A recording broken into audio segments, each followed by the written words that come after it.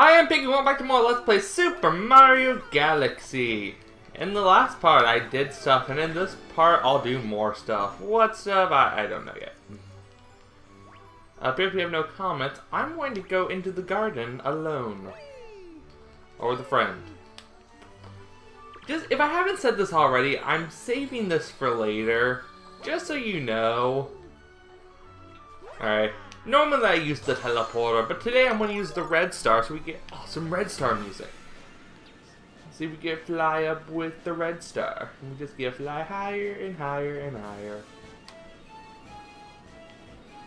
I don't know if I ever pointed this out, but there's actually a one-up on top of the observatory that you can get just by flying up to it. I think there's a total of 5 you can get around the observatory. Although I'd have to, like, visually 1, 2, 3, 4, 5. Yeah, there's 5. Maybe I'll point them all out later. But for now, see, I can either do Melty Molten or Deep Dark. I want to do Melty Molten. Because, you know what, we actually have some fun missions in here to do. I like Melty Molten Galaxy. It's better than Freeze Frame. I hate Freeze Flame so much. Despite the fact that I think this is the superior game to Galaxy 2, I say this game has more downers than Galaxy 2 does. I'm going to elaborate on my opinions about Galaxy like I did the last time I was in this Galaxy. Thinking about the levels in Galaxy 2, I can't really think of any levels that were kind of just dreadful to do. I mean, other than the sand level, which I think is really, I didn't enjoy the desert level in that game.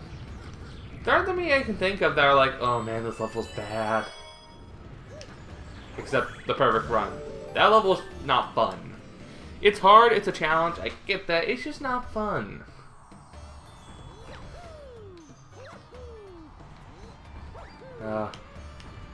Anyways, I'm going to date this in vein of Ryan. A Galaxy 2 Versus has finished its production. I died. Galaxy 2 Versus has finished production. We know who the loser is, we know who the winner is.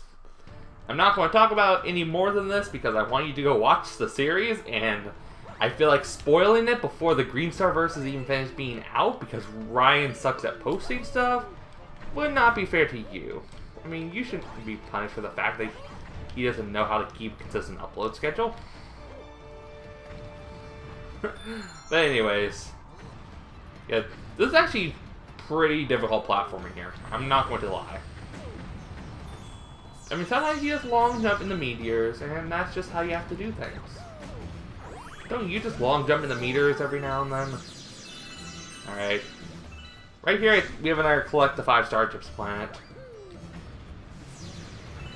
But this game again makes me realize like how much I die.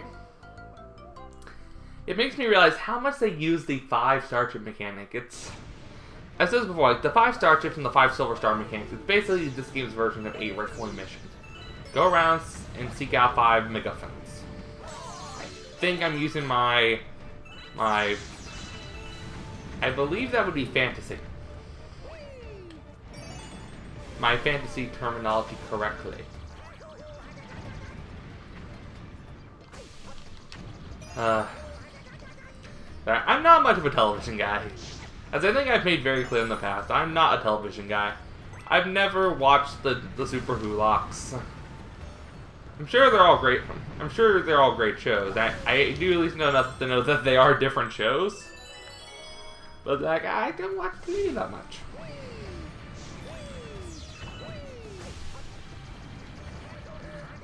I mean, the list of shows like that I will go out of my way to watch is really low. And you would think for someone like me, like, oh, Big Bang Theory is probably on there because you're a huge nerd, and I am a huge nerd, and I enjoy Big Bang Theory, but I do not seek that show out. Mainly because, one, because my parents watch it, so I don't have to seek it out. But, like, just because the show is not funny enough, in my opinion, to make it worth trying to seek it out. I know I'm using the same words a lot, but it's not really, in my opinion, it's just not worth trying to adjust my schedule to watch TV. One of the things I love about YouTube so much is that there is none of this missing a show. It's very much user-driven of when they watch content. While on TV, it's like, TV, everything runs on a schedule. Which, that makes it something about our society as a whole that we do not want to go and do stuff on other people's schedules. We want to do stuff when we want to do it. I'm going to try this on the outside. I think it might be easier. But we don't want to do stuff on someone else's schedule, especially leisure time. We want everything to be done on our schedule. It's kind of a reverse of the Industrial Revolution, where instead of things going from the sun to the clock, things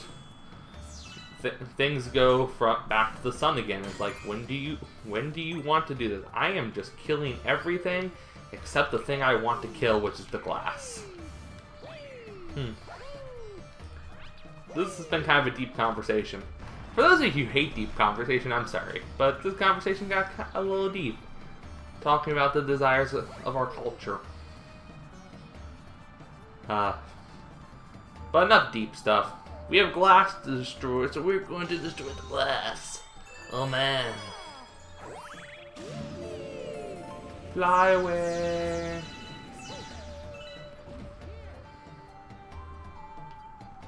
Alright, right here. You get a ball rolling segment at the end of this level. But you have to beat this ball rolling segment to win the game. I think we've made it clear what most people's opinion is on ball rolling segments, although I don't personally mind them that much.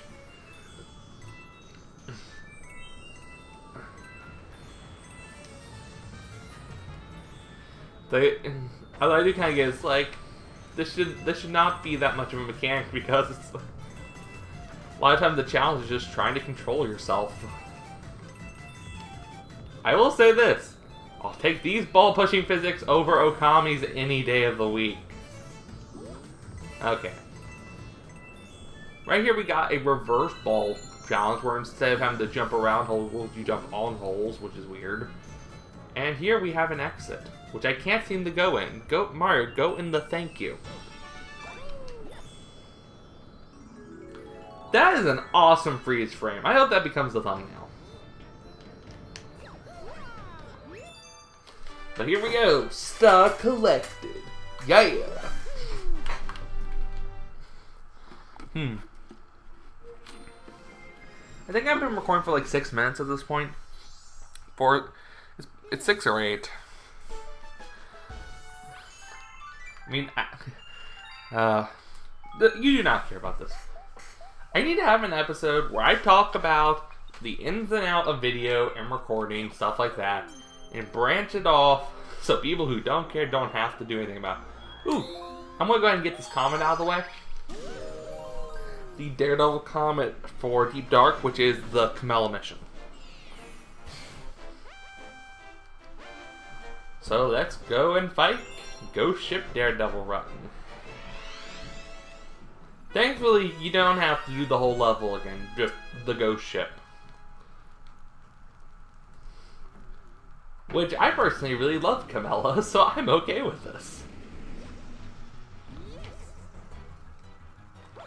Here we go. I died!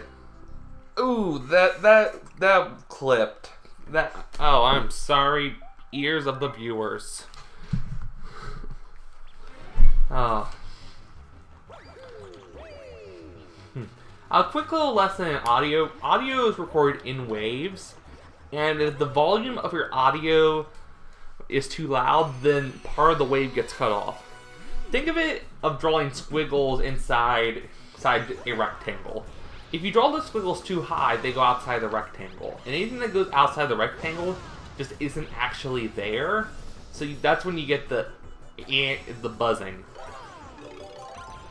It's called clipping, because it clips off part of the audio.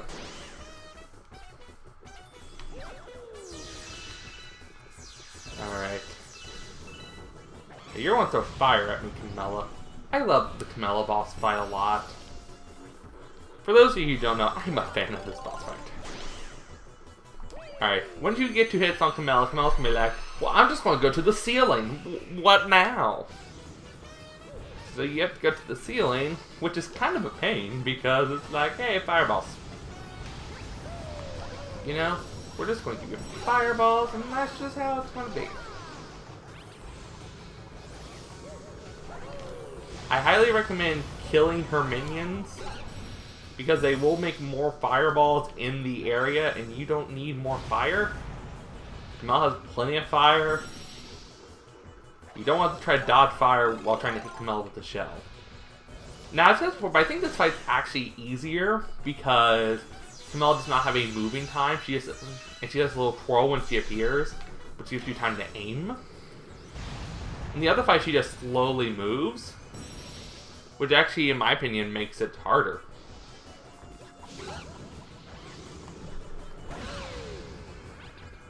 Alright. Here's Camilla with her shell. And there we go. Camilla is dead. And here goes the Star Rod. That's not the Star Rod. That's from a different video game. It's from, actually, quite a few video games. I don't know. You want credit to Paper Mario or Kirby? Your pick.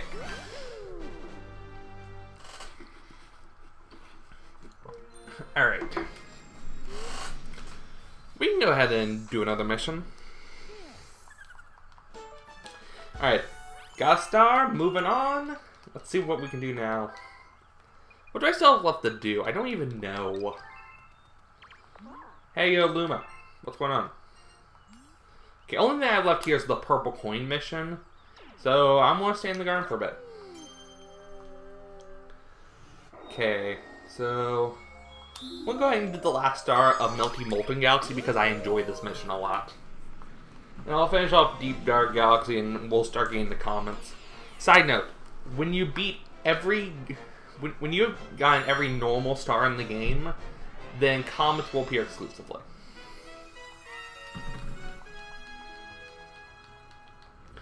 And what I mean by this is once you get like all the trial missions, all the stars, like the only thing you have left are comments, then there will always be comments. It will keep spawning comments, so you don't have to pay Mr. Weirdface to move them. Okay. Now you actually take a slightly different path in this level, which I think is kind of cool. Although I think it's even... Why I think it's neat is that you can actually go the normal way. Go this way. And guess what?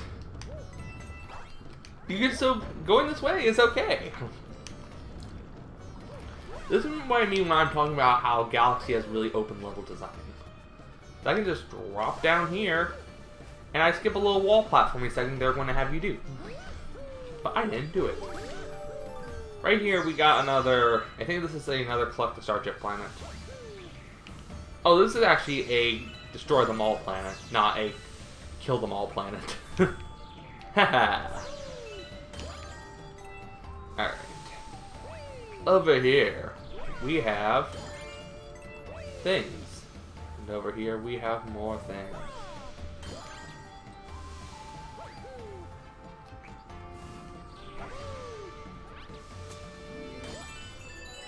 Here we go. Going up here, we have a launch star that we're just going to do. Alright, this planet, I actually don't know if we're just trying to get to the end of this planet or something here. I think this is just a reach of the launch star planet. I would say, with the other than the first planet, this is a very linear galaxy. With just a bunch of mini challenge planets, not so much a big world like what Deep Dark has. I mean, it's fine, because I died. I mean, I died, so it's okay. No. Don't die, kids. It's bad for living. I mean, if you die, then we just have to deal with your deadness, and that's not fun for us who's still alive. You need to be respectful of the people who are still alive and be alive. So that got really weird, and I died again. We might be here a while. Because I am not on my game today when it comes to gaming today. Okay.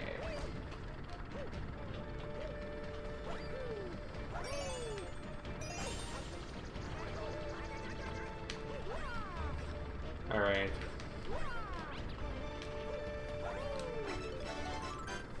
Alright. Grabbing this. Let's move along.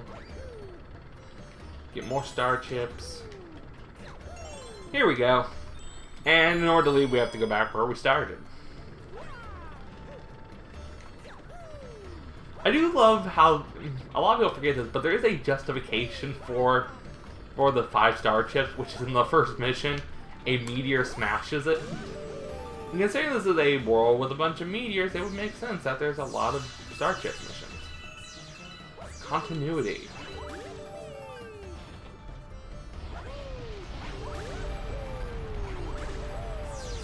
Alright. Got a bunch of star chips here. Right here you can buy a thing if you want it. I'm going to choose not to. And we're just going to go here. This looks familiar. Except hotter. Introducing Fiery Dino Piranha. Okay, the trick to this boss fight, I'm going to tell you straight up, is to hug its tail. His body itself is on fire, obviously, and his little the knot at the end of his tail is on fire, but the tail itself does not hurt you. Like, it's not registered as a hitbox. So if you hug the tail, it's easy to get a swing on. But that's it. It's dead. If you don't know that, this boss fight can actually be really hard to get a hit on because you have to stay behind it and then get in during the timing, which gets really hard toward the end. So, yeah, that was the cheap way to do the boss. And on cheap things, I think that will do it for this episode. So next time on Super Mario Galaxy, we will do more stuff. I guess I'll see you guys then. Also, we got the info screens I keep forgetting about. 110 stars. We have 10 stars remaining in this project. That's amazing. Thank you, and good night.